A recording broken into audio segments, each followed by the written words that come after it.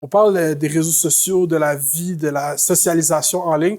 Moi, ça me rappelle parce que je suis allé au secondaire quand, tu sais, comme tout ça, comme arrivait, tu sais, full form, là, comme entre 2010 puis 2015. Puis moi, je me rappelle en secondaire 1, comme il y a une espèce de grosse chicane qui a émergé entre deux écoles à cause qu'une vidéo était allée sur Facebook. Yo, ici Mounir Kadouri pour le balado Empreinte numérique. Cette saison, on rencontre des élèves de l'école secondaire Édouard-Montpetit pour discuter du thème « Zéro toxique dans ton univers numérique ». Avec des experts, on explore comment créer un environnement plus positif en ligne et quoi faire quand ça déborde. Bonjour tout le monde, on est avec Élise Dubras qui est intervenante en cyber-enjeux au Centre de services scolaires Marguerite Bourgeois. Merci d'être ici. On est avec Léa Kéliam, merci d'être ici, de participer à la discussion. Est-ce que vous, c'est de quoi que vous verriez qu'il pourrait avoir dans votre école, quelqu'un qui est là et qui s'occupe de votre réalité numérique? Est-ce que vous pensez qu'on passe assez de temps comme à vous parler de ça, à vous, pas vous apprendre, mais comme vous poser des questions sur votre rapport à l'Internet? Mais je dirais que non, parce qu'on ne nous apprend pas trop sur le danger sur des réseaux sociaux à l'école ou quoi que ce soit. T'sais, des fois, au début de l'année, il y a eu des bagarres, pis le monde filmait, puis ça l'envoyait sur des groupes, ça le mettait sur les réseaux sociaux. C'est juste le monde sont tellement excités à voir ça, qui filme, puis que ça se met en grosse gang, ça crie, puis c'est comme ça qu'on sait qu'il y a une bagarre. Puis que tout le monde court pour pouvoir comme voir ce qui se passe, parce qu'ils sont tous... il y a quelque chose qui se passe. J'imagine que c'est ça que toi, tu traites quotidiennement. Effectivement. De ce que tu parles, dans le fond, on parle de droit à l'image. Donc, ça fait partie du Code civil. Puis c'est quelque chose que j'enseigne en atelier, là, en classe, avec toutes les secondaires 1 de mon école. Mm-hmm. Puis il y a de quoi que tu me dis avant qu'on commence à enregistrer, c'est que ton poste, c'est de tes recherches, c'est le seul poste qui existe comme ça au Québec, vraiment, d'intervenant directement en cyber-enjeux. Effectivement, de ce que je sais qu'il y a beaucoup d'intervenants puis d'éducatrices spécialisées qui vont traiter de ce genre de choses-là, mais mes recherches présentement me disent que je suis la seule qui fait ça à temps plein.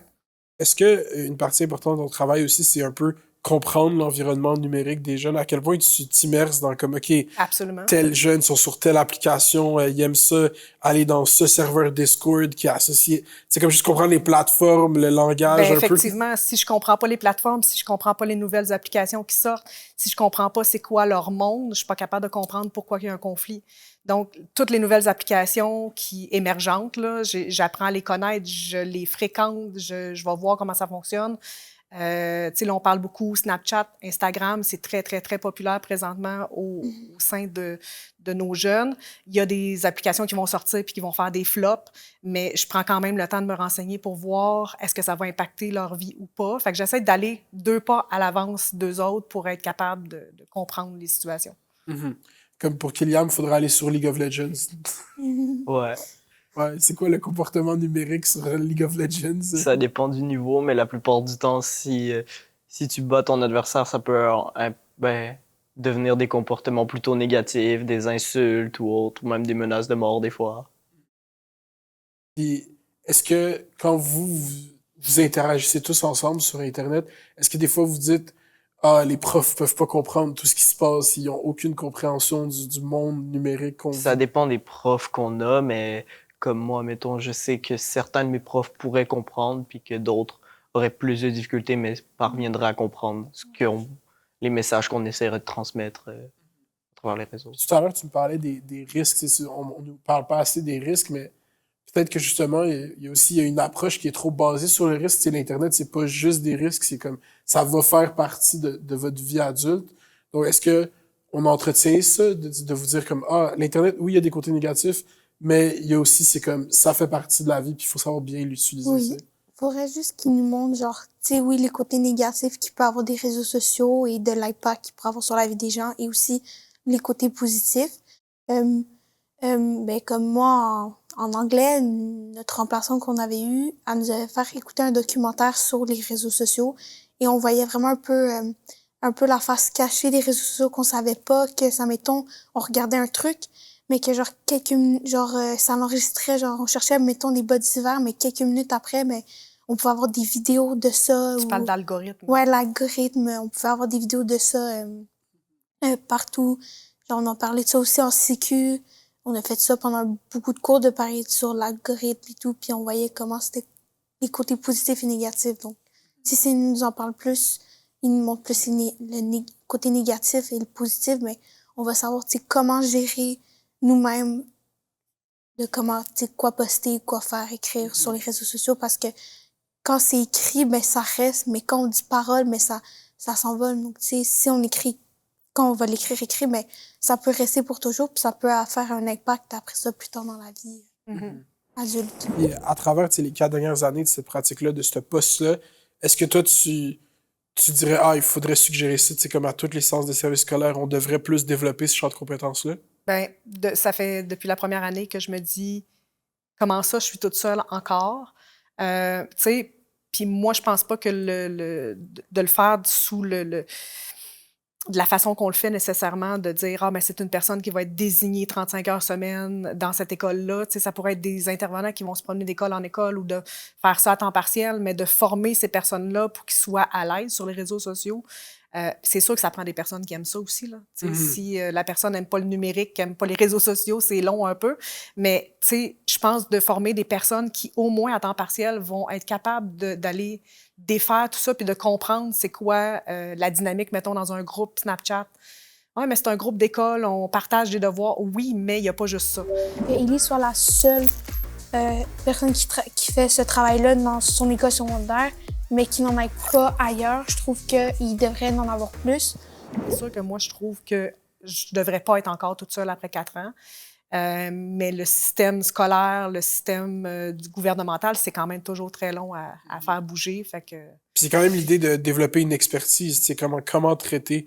Ça devrait être une réflexion plus large à l'échelle de la province. C'est là pour rester. T'sais. C'est sûr que c'est pas là pour s'effacer. Les réseaux sociaux vont toujours exister. On a parlé de League of Legends tantôt. Ben, c'en est un réseau social. Même si c'est un jeu, on est capable de se parler, on est capable de s'écrire. Il y a beaucoup de jeux de console aussi qui sont connectés, donc on peut se parler par écouteur avec un micro. La communication sur ces réseaux-là, sur ces jeux-là existe, puis ça n'arrêtera pas parce que c'est l'appât du gain, hein, c'est monétaire. Fait qu'il faut apprendre à voir le futur avec ça. Ça diminuera pas, mais il y a plein de positifs. Fait que c'est de balancer le positif avec le négatif, faire beaucoup de prévention, mais c'est sûr que ça va exister dans 10 ans, dans 15 ans encore. Fait qu'il faut apprendre à vivre avec. Fait que la conclusion, c'est qu'il faut bannir League of Legends. Non, mais c'est juste que sur les jeux, la plupart du temps, j'ai l'impression que dès qu'il y a un chat, peu importe le chat, ben ça va finir qu'il y aura toujours un comportement négatif dès que des personnes sur un écran ou même en vraie vie mais surtout, peuvent avoir un rapport dans la culture des jeux vidéo, les codes lobbies des années 2010. Le rage bait, c'est le fait d'être caché derrière un écran, on se croit tout permis, on se dit on s'en fout là, d'insulter. Ou le fait de vouloir perturber le jeu de son adversaire. C'est mental, ouais, c'est ça. C'est qu'en fait, admettons, sur League of Legends, on peut jouer sur le mental, justement, en critiquant tout ce que le gars fait, même s'il est fait bien, juste pour que la personne finisse par être déstabilisée puis fasse la moindre erreur, ce qui pourrait te redonner l'avantage. On peut aussi choisir de ne pas ouvrir le canal de discussion, de ne pas ouvrir nécessairement ses écouteurs puis de jouer pour jouer pour le plaisir. Il y a du mute all. On peut faire mute all, ce qui fait que peu importe que ce soit ton équipe, au moins, comme toutes les informations importantes, elles restent parce que tu peux juste enlever le chat et le chat vocal, même si sur League of Legends, ça va être surtout du chat écrit. C'est ça, comme tu disais, tu faisais des formations, puis tu fais le tour des classes de ton école pour sensibiliser. C'est quoi le conseil que tu donnes pour avoir un environnement numérique qui ne va pas dans la toxicité? Internet est tellement vaste. On va trouver du contenu qui se rapproche de nos valeurs. On n'est pas obligé de réagir, de commenter quelque chose qu'on n'aime pas. Jouer avec son algorithme. Par exemple, sur TikTok, de l'utiliser « je ne suis pas intéressé ». Donc, de tenir ton vidéo, d'aller sélectionner ton petit cœur brisé pour enlever le contenu que tu apprécies pas, qui se rapproche pas de tes valeurs, que tu veux pas voir dans ton algorithme. Puis, c'est exactement comme dire « Ah, ben moi, tu sais, je vais au parc. Qu'est-ce que tu fais au parc? » Tu sais, tout peut être positif, tout peut être négatif. Si tu me dis, je m'en vais au parc, puis je m'en vais me battre ou je m'en vais consommer, ben c'est peut-être pas positif. Mais si tu me dis, hey, je m'en vais au parc, puis je m'en vais faire du sport avec mes amis, ben ça peut être positif. Les réseaux sociaux, c'est la même chose. Qu'est-ce que tu vas faire sur les réseaux sociaux va déterminer si c'est positif ou négatif. Comment vous agissez en ligne? Est-ce que des fois, quand vous êtes comme derrière votre écran, vous vous sentez comme que vous avez plus de liberté, plus de protection? Mais moi, ça change pas vraiment parce que dans la vraie vie, je serais la même sur les réseaux sociaux. Tu sais, moi, j'aime pas trop la méchanceté, donc tu sais, j'irais pas vers comme insulter quelqu'un parce que c'est pas dans ma personnalité, c'est pas ce que j'aime. Je suis vraiment pas comme ça. Puis, tu sais, j'irais plus aller aider les autres. Tu sais, admettons, je vois qu'une de mes amies, admettons, a republié des trucs ou un ami qui republie des trucs genre tristes, comme genre des trucs comme qui vont dire qu'ils ne vont pas bien. Mais tu sais, je vais plus aller leur écrire. Est-ce que ça va? Tu sais, tu as de quoi? Viens me parler. Moi, je suis toujours là pour toi. Tu sais, je suis toujours là pour aider le monde. Toi, dans ta pratique, dans les enjeux numériques et tout, est-ce que tu t'appuies sur des ressources ou tu recommandes souvent des ressources aux étudiants, aux parents, au personnel école? Ben, tu sais, il y a plein de ressources externes pour différents enjeux, là, comme cyberaide.ca, pour le partage de photos intimes à caractère vraiment plus personnel, là. Donc, cyberaide.ca, je les réfère là. Il y a le CRDM, qui est le Centre de réadaptation de Montréal pour la dépendance, la cyberdépendance. Donc, quand moi, je suis pas capable de faire changer l'élève ou d'améliorer son nombre d'heures sur les appareils numériques, ben là, je les réfère au centre de réadaptation. Des personnes qui ont besoin d'aide pour réduire leur temps d'écran. C'est quelque chose que je savais pas parce que de base, ben moi, je suis quelqu'un qui est, on peut dire, un peu trop sur les écrans. Quand je rentre chez moi, je suis sur un écran.